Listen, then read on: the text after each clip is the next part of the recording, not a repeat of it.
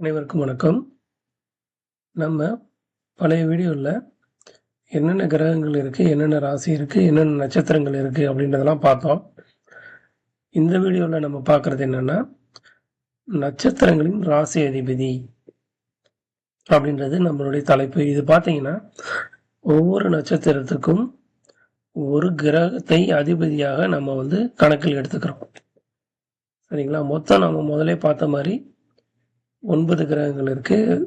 7 கிரகங்கள் ராகு கேது ரெண்டும் சாயா கிரகங்கள், நிழல் கிரகங்கள். மொத்தம் நீங்கள் 9 அப்படின்றத ஞாபகம் வச்சுக்கலாம்.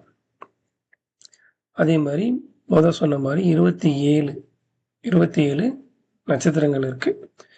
ஓகேங்களா? அந்த 27 நட்சத்திரத்தை 3 நட்சத்திரங்களை ஒவ்வொரு அதிபதி, ஒவ்வொரு ராசி, ஒவ்வொரு கிரகங்களுக்கும் நம்ம மேப் பண்ணியிருக்காங்க. சரிங்களா?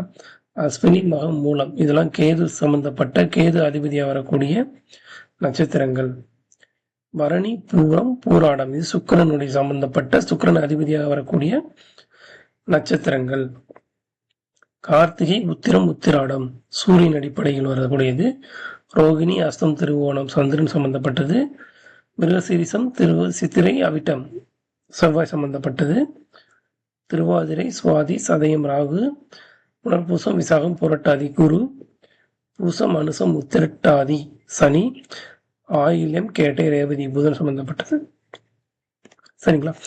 இப்போ இதன் மூலமாக நம்மளுக்கு என்ன பண்ண போகிறோம் அப்படின்னாங்கன்னா, இப்போ சப்போஸ் நான் என்னுடைய நட்சத்திரம் சித்திரை நட்சத்திரம்.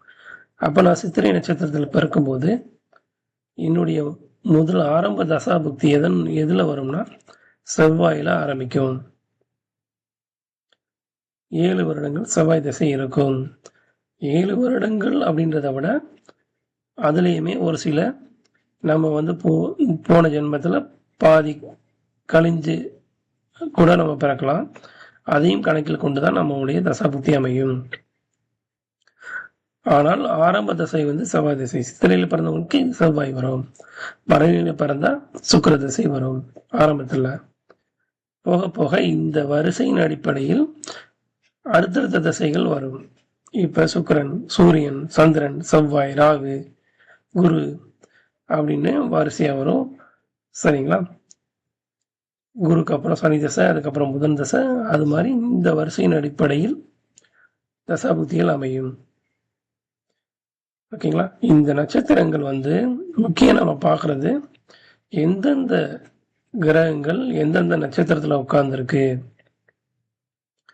அப்படின்றதுக்கு தான் மெயினாக நம்ம கனெக்ட் பண்ணிக்கிறோம்.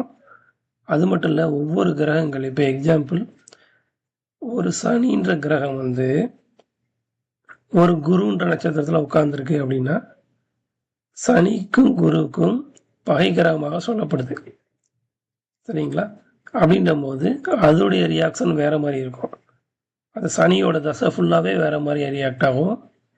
அதே சனி அதோடைய நண்பர்களுடைய நட்சத்திரங்களான சுக்கிரன், புதன் ஒரு கேட்டை நட்சத்திரத்திலேயோ ஒரு பூர நட்சத்திரத்திலேயோ உட்காரும்போது அதனுடைய தன்மைகள், அதனுடைய தசாபுக்திகள், அனுபவங்கள் வேற மாதிரி இருக்கும். சரிங்களா? ஸோ இன்னும் வரக்கூடிய வீடியோக்களை நம்ம டீட்டெயிலாக பார்க்கலாம். இந்த சேனலை சப்ஸ்கிரைப் பண்ணுங்கள். உங்களுக்கு பர்சனல் அட்வைஸ், அஸ்ட்ராலஜிக்கல் அட்வைஸ் வேணும்னா என்னுடைய நம்பருக்கு நீங்கள் வாட்ஸ்அப் பண்ணுங்கள், டெலிகிராம் பண்ணுங்கள். ஓகே, நன்றி.